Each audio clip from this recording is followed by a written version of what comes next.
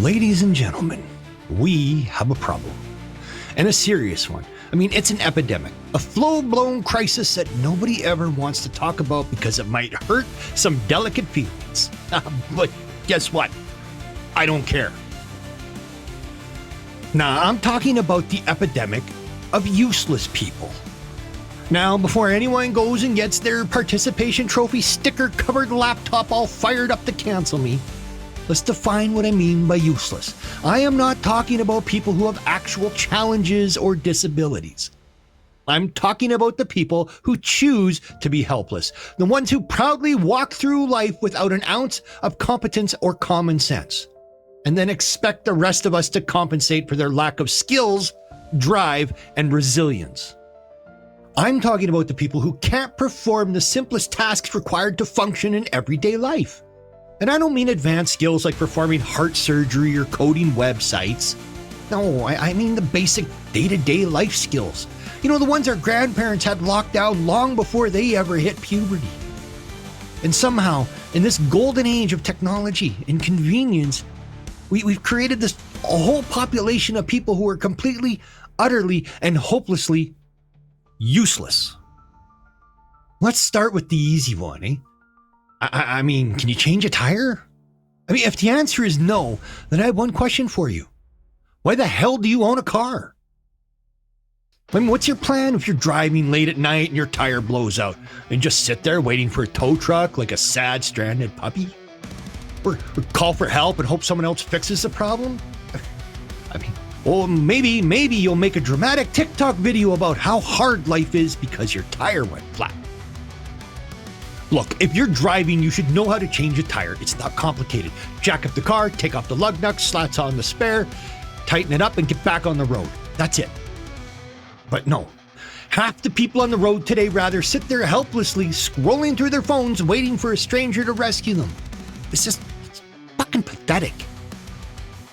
And I mean, here's another one. Can you cook? And no, heating up Hot Pockets doesn't count. Oh, but Mike, I don't have time to cook.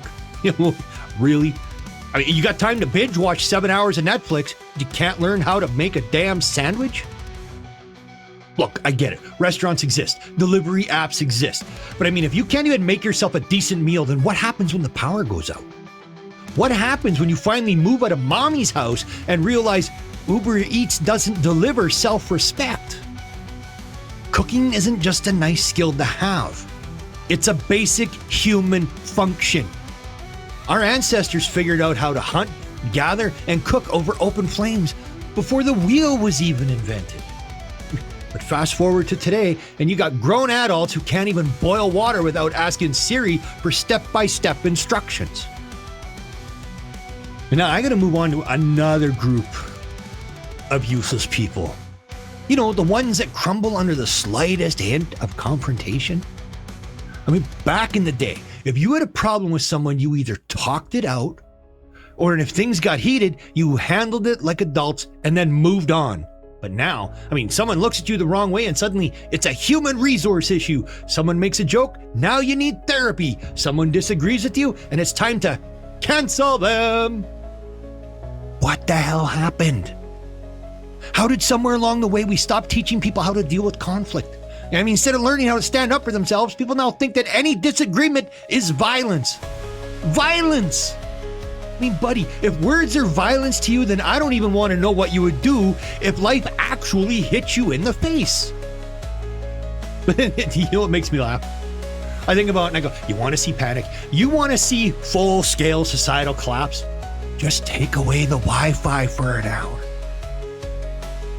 You would think the world was ending. I mean, there'd be people panicking, pacing around their apartments like lost souls, teenagers staring at their phones, hoping the magic will come back, grown-ass adults walking around their houses like confused zombies going, it's not working, what do I do?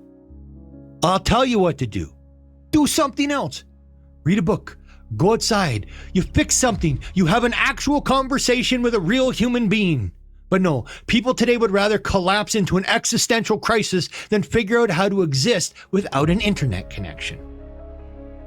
Look, I get it. Life is tough, but you know what? It's always being tough.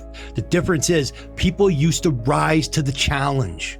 Now too many people just roll over and expect someone else to fix their problems.